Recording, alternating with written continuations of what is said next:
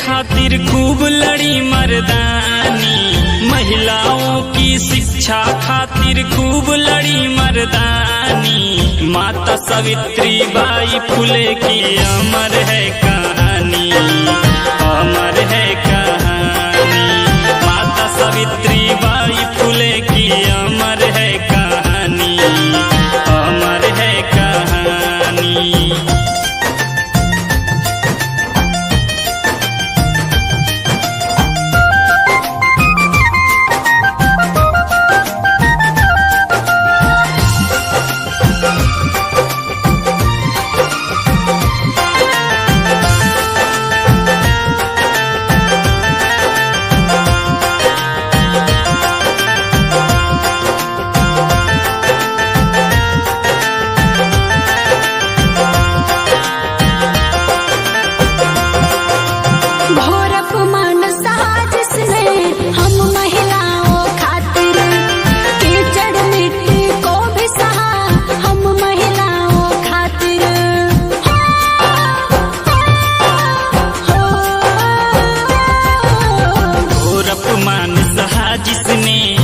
महिलाओं खातिर कीचड़ मिट्टी को भी सहा, सब महिलाओं खातिर।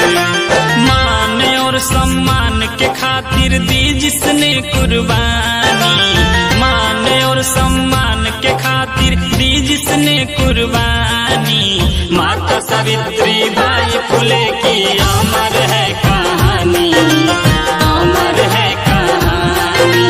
माता सावित्री बाई फुले की अमर है कहानी, अमर है कहानी।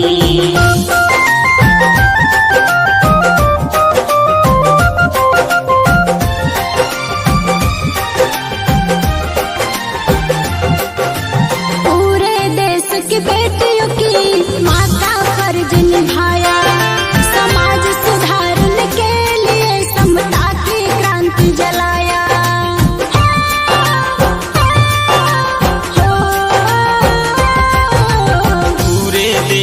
बेटियों की माँ का फर्ज निभाया, समाज सुधारने के लिए समता की क्रांति जलाया। मान और सम्मान के खातिर दी जिसने कुर्बानी, मान और सम्मान के खातिर दी जिसने कुर्बानी। माता सावित्री बाई फुले की अमर है कहानी, अमर है कहानी।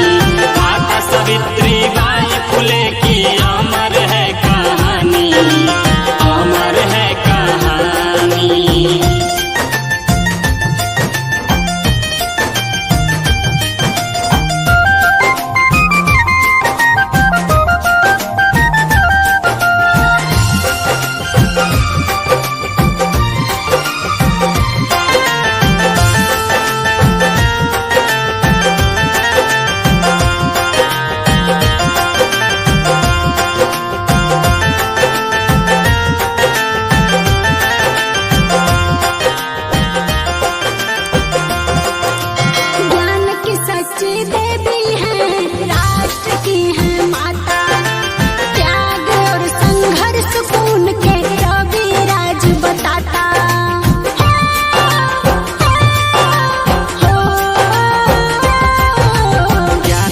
सच्ची देवी हैं, राष्ट्र की हैं माता।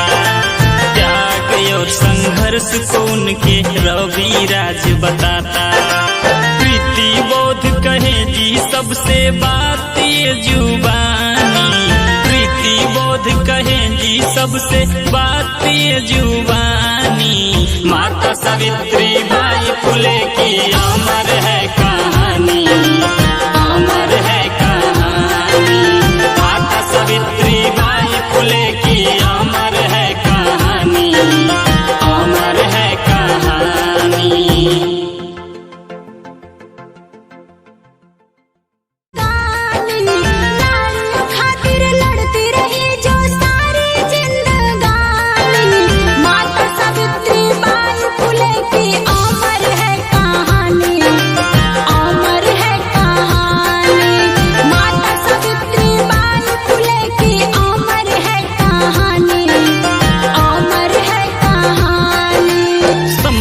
के अधिकार के खातिर खूब लड़ी मर्दानी, महिलाओं की शिक्षा खातिर खूब लड़ी मर्दानी।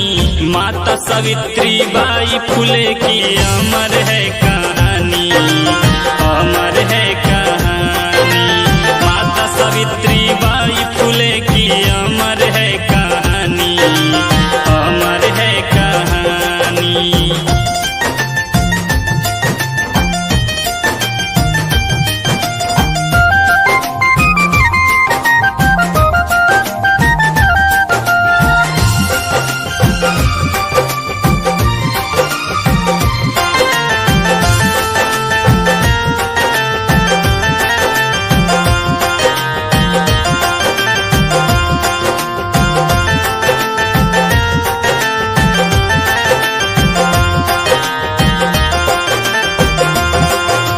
घोर अपमान साजिश ने हम महिलाओं खातिर, कीचड़ मिट्टी को भी सहा हम महिलाओं खातिर।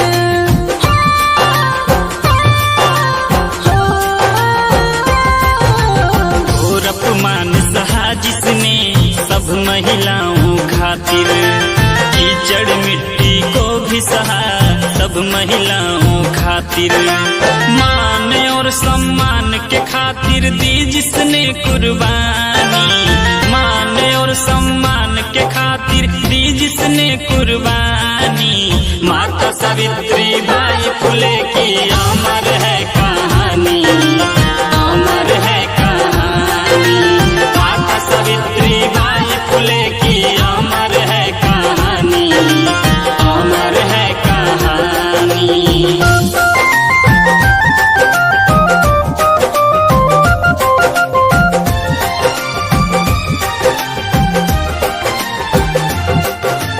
पूरे देश की बेटियों